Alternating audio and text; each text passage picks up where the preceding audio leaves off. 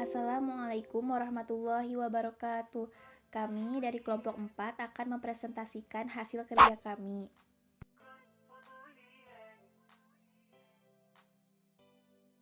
Pada dasarnya, setiap individu muslim diperintahkan oleh Allah Subhanahu wa taala untuk melaksanakan dakwah sesuai dengan kadar kemampuannya.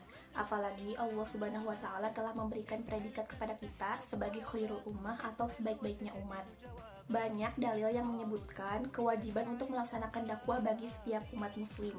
Dalam sebuah hadis, Rasulullah Shallallahu alaihi wasallam bersabda, "Ana abdillahi bin Amrin anna nabiyya sallallahu alaihi wasallam qala ballighu anni walau ayat." Dari Abdullah bin Amr dituturkan bahwasannya Rasulullah Shallallahu alaihi wasallam bersabda, "Sampaikanlah dariku walaupun satu ayat." Hadis riwayat Bukhari. Kuntum khairu ummatin ukhrijat linnasi ta'muruna bil ma'rufi wa tanhauna 'anil munkari wa tu'minuna billah. Kamu adalah umat yang terbaik yang dilahirkan untuk manusia, menyuruh kepada yang ma'ruf dan mencegah dari yang mungkar, dan beriman kepada Allah. Quran Surat Ali Imran ayat 11. Allah juga berfirman dalam Quran Surat Al-Asr ayat 2-3 yang artinya, sesungguhnya manusia itu dalam keadaan rugi, kecuali orang yang beriman, beramal soleh, dan saling memberi nasihat dalam kebenaran dan kesabaran.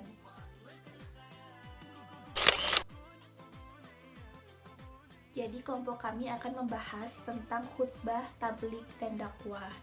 Makna khutbah, tabligh, dan dakwah hampir sama, yaitu menyampaikan pesan kepada orang lain. Secara etimologi atau secara bahasa, yang pertama itu dakwah, artinya yaitu memberi nasihat dalam kegiatan ibadah seperti sholat, wukuf, dan nikah. Menurut istilah, khutbah artinya memberikan ceramah kepada sejumlah orang dengan syarat dan rukun tertentu yang berkaitan dengan kesunahan ibadah. Misalnya khutbah Jumat pada sholat Jumat, khutbah nikah untuk kesunahan akad nikah yang diawali dengan hamdalah, sholawat, wasiat taqwa, dan doa. Yang kedua tabligh, yang berarti menyampaikan atau memberitahukan dengan lisan. Menurut istilah, tabligh adalah menyampaikan pesan Allah Subhanahu wa taala kepada satu orang Islam atau lebih untuk diketahui dan diamalkan isinya. Dalam pelaksanaan tabligh, seorang mubalik atau orang yang menyampaikan tabligh biasanya menyampaikan tablighnya dengan gaya atau retorika yang menarik. Yang ketiga, ada dakwah yang berarti memanggil, menyeru, atau mengajak kepada suatu hal. Menurut istilah, dakwah adalah mengajak seseorang, satu orang atau lebih kepada jalan Allah Subhanahu wa taala, baik secara lisan atau perbuatan. Kegiatan dakwah bukan hanya berceramah tetapi juga aksi kegiatan sosial yang nyata. Misalnya santunan untuk anak yatim, menyumbang untuk membangun fasilitas umum, dan sebagainya.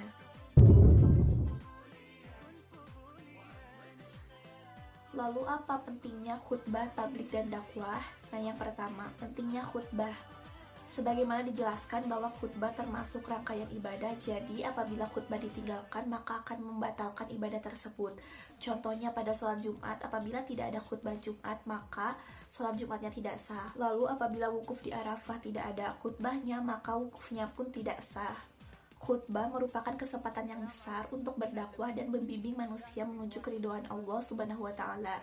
Khutbah memiliki kedudukan agung dalam syariat Islam sehingga sudah sepantasnya seorang khatib melaksanakannya dengan sebaik-baiknya. Nah, ada hal-hal yang seharusnya dimiliki oleh seorang khatib. Yang pertama, seorang khatib harus memahami akidah yang benar sehingga dia tidak sesat ataupun menyesatkan orang lain. Yang kedua, seorang khatib harus memahami fikih sehingga dia bisa membimbing manusia dengan cahaya syariat menuju jalan yang benar. Ketiga, seorang khatib harus memperhatikan keadaan sekitar sehingga dia bisa mengingatkan mereka dari penyimpangan dan mendorong kepada ketaatan. Lalu yang keempat, seorang khatib sudah sepantasnya soleh, mengamalkan ilmunya dan tidak melanggar larangan sehingga bisa memberikan pengaruh yang baik kepada para pendengar. Pentingnya tabligh. Salah satu sifat wajib bagi Rasul adalah tabligh, yakni menyampaikan wahyu dari Allah Subhanahu wa taala kepada para umatnya. Semasa Nabi Muhammad masih hidup, seluruh waktunya dihabiskan untuk menyampaikan wahyu kepada umatnya. Setelah Rasul wafat, kebiasaan ini dilanjutkan oleh para sahabat dan tabi'innya. Banyak yang menyangka bahwa tugas tablik hanyalah tugas alim ulama saja. Hal itu tidak benar. Setiap orang mengetahui kemungkaran yang terjadi di hadapannya, ia wajib mencegahnya dan menghentikannya. Kegiatan untuk mencegah dengan tangannya atau kekuasaannya, mulutnya atau nasihat, atau dengan hatinya, bahwa ia tidak ikut dalam kemungkaran tersebut.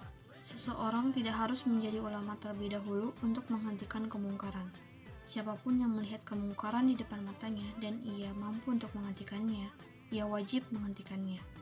Bagi yang mengerti suatu permasalahan agama, ia harus menyampaikannya kepada yang lain, siapapun mereka, sebagaimana hadis Rasulullah SAW, yang artinya dari Abi Sa'id Al-Khudri radhiyallahu an berkata, saya mendengar Rasulullah SAW bersabda, barang siapa yang melihat kemungkaran, maka ubahlah dengan tangannya.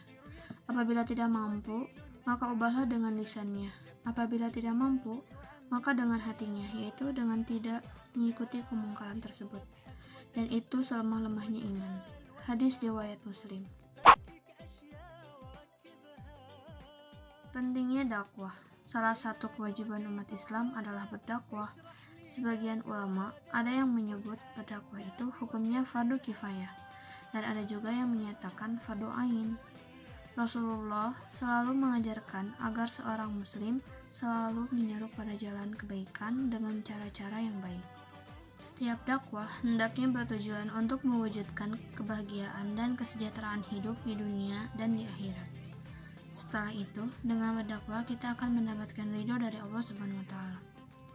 Nabi Muhammad mencontohkan dakwah pada umatnya melalui lisan, tulisan, dan juga perbuatan. Rasulullah memulai dakwahnya kepada istri, keluarga, dan teman-teman karibnya hingga raja-raja yang berkuasa pada saat itu. Di antara raja-raja yang mendapat surat atau risalah Rasulullah adalah Kaisar Heraklius dari Bizantium, Muqawqis dari Mesir, Kisra dari Persia, dan Raja Najasyi dari Habasyah. Ada beberapa metode dakwah yang bisa dilakukan seorang muslim menurut syariat.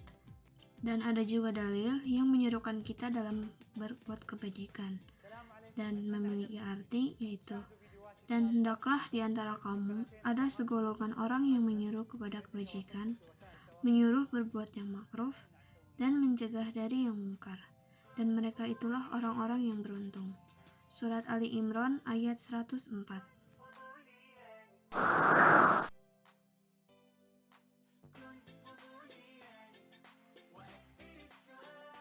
Ketentuan khutbah, tabligh, dan dakwah.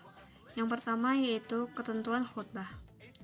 Syarat khatib yaitu Islam, balik, berakal sehat, dan mengetahui ilmu agama. Yang kedua yaitu syarat dua khutbah. Khutbah dilaksanakan sesudah masuk waktu zuhur. Khatib duduk di antara dua khutbah. Khutbah diucapkan dengan suara yang keras dan jelas. Yang terakhir yaitu tertib. Ada juga rukun khutbah, yaitu membaca hamdalah, membaca syahadatain, membaca sholawat, membaca wasiat taqwa, membaca ayat Al-Quran pada salah satu khutbah, dan berdoa pada khutbah kedua. Dan juga sunat khutbah, yaitu khatib berdiri ketika khutbah, mengawali khutbah dengan memberi salam. Khutbah hendaknya jelas, mudah dipahami, dan tidak terlalu panjang. Khatib menghadap jamaah ketika berkhutbah, menertibkan hukum khutbah. Yang terakhir, membaca surat Al-Ikhlas ketika duduk di antara dua khutbah.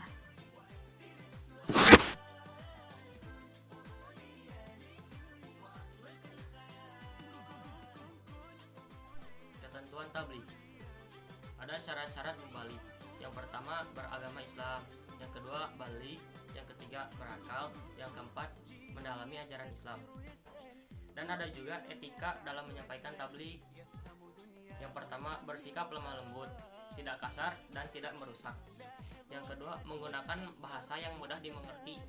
Yang ketiga, mengutamakan musyawarah dan berdiskusi untuk memperoleh kesepakatan bersama. Yang keempat, materi dakwah yang disampaikan harus mempunyai dasar hukum yang kuat dan jelas sumbernya. Yang kelima, menyampaikan dengan ikhlas dan sabar sesuai dengan kondisi psikologis dan sosiologis para pendengar. Yang keenam, tidak menghasut orang lain untuk merusak, bermusuhan, berselisih, dan mencari-cari kesalahan orang lain.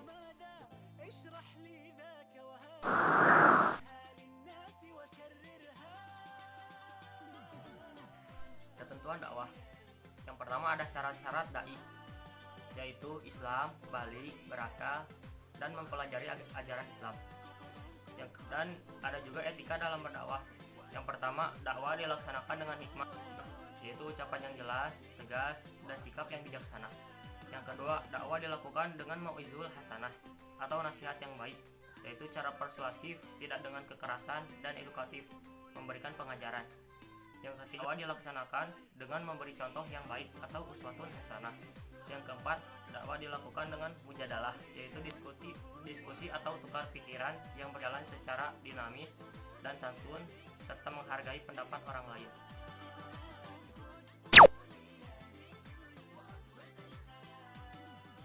Aplikasi khutbah, tabligh, dan dakwah. Cara untuk mewujudkan perilaku-perilaku tersebut antara lain sebagai berikut. Yang pertama, ketika melaksanakan sholat Jumat, hendaklah mengamati dan menyimak khutbah yang disampaikan oleh khatib. Bagaimana etikanya, bacaan-bacaannya, serta urutannya. Dengan memperhatikan khatib secara utuh, diharapkan suatu saat bisa tampil sebagai khatib pada saat pelaksanaan sholat Jumat.